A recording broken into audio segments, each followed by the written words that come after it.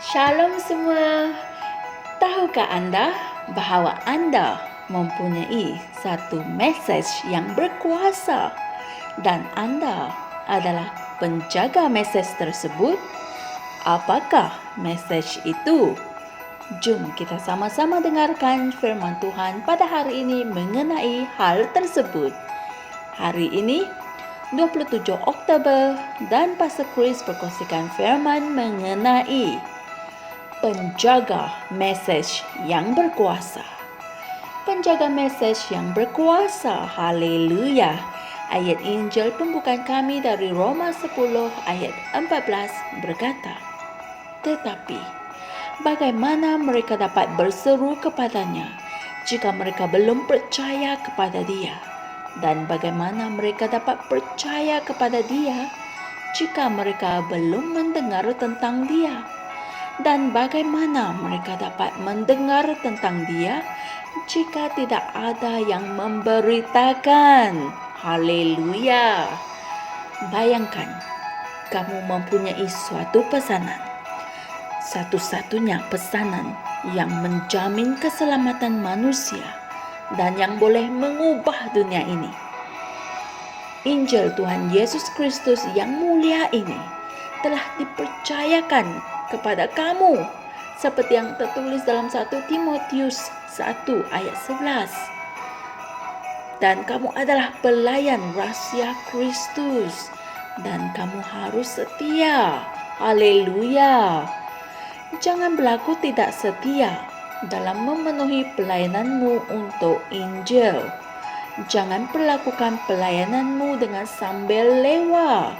Kamu boleh menyelamatkan seorang jiwa hari ini. Amin. Ini adalah hari-hari yang terakhir. Jangan mengharapkan bahawa orang akan mendengar dan percaya kepada Yesus. Buatlah sesuatu mengenainya. Haleluya. Sampaikan mesej itu melalui diri kamu sendiri. Hendaklah kamu menjadi lebih bersemangat tentang Injil. Haleluya. Injil Kristus membuat orang berdosa menjadi orang yang benar. Amin. Ia membawa orang miskin keluar dari ketidaktentuan, kemiskinan dan kesengsaraan dan masuk ke dalam kehidupan yang makmur, mulia dan cemerlang. Puji Tuhan. Ia merupakan kuasa Allah yang menyelamatkan semua orang yang percaya. Amin. Seperti yang tertulis dalam Roma 1 ayat 16. Tetapi mereka tidak dapat mendengar dan mempercayai tanpa pengkhotbah. Orang sakit perlu tahu bahawa ada seorang penyelamat dan seorang penyembuh yang boleh memberikan mereka sebuah kehidupan baru, iaitu kehidupan ilahi. Amin. Lebih unggul daripada penyakit. Amin. Betapa mulianya berita ini. Namun, kamulah orang yang Dia telah percayakan kepada kamu untuk memberitakan dan memberitahu akan hal ini di mana-mana sahaja. Haleluya. Hidup tanpa Kristus artinya hidup tanpa Allah. Hidup dalam kecelakaan. Sebab itulah rohmu harus menyala-nyala untuk memberitakan Injil seperti yang tertulis dalam Roma 12 ayat 11. Haleluya. Kamu telah diperintahkan untuk membawa cahaya Injil kepada orang yang hidup dalam kegelapan. Kitab ini boleh dibaca dalam Kisah Para Rasul 13 ayat 47. Puji Tuhan. Oleh itu, jangan teragak-agak, jangan berasa malu, beranikanlah diri dan sedar bahawa kamu adalah penjaga mesej yang berkuasa. Puji Tuhan. Saudara-saudari semua, mari kita sama-sama berdoa. Ya Bapa yang terpuji, aku berdoa untuk semua orang yang akan mendengar Injil hari ini, supaya pesanan itu akan memberi manfaat kepada mereka. di mana Ia menghasilkan keselamatan bagi mereka. Aku meraihkan kebenaran dan kuasa kemuliaan-Mu yang dinyatakan ke seluruh dunia hari ini melalui pemberitaan Injil, kerana ramai orang yang akan dibawa keluar dari kegelapan dan masuk ke dalam cahaya kemuliaan-Mu. Dalam nama Yesus. Amin. Untuk renungan tambahan, sila pelajari Injil-Injil berikut.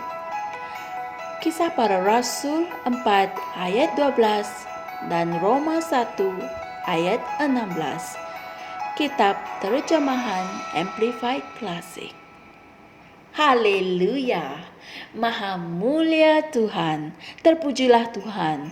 Fikirkan, kita telah dipercayakan dengan Injil Tuhan Yesus Kristus yang mempunyai kuasa untuk menyelamatkan orang di dunia ini.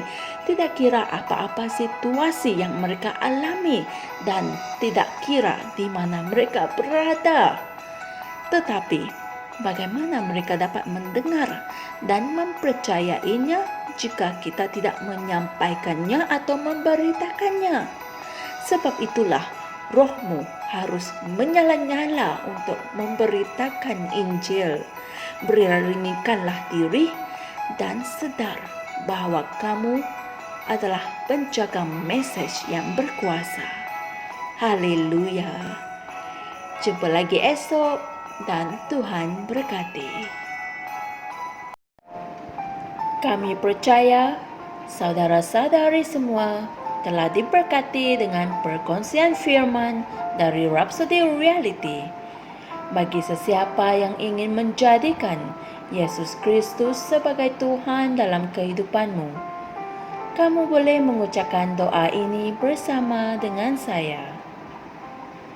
Ya Tuhan Allah, aku mempercayai Yesus Kristus, Anak Allah yang hidup dengan sepenuh hatiku. Aku percaya Dia telah mati untukku dan Allah telah membangkitkan Dia dari kematian. Aku percaya Dia hidup hari ini.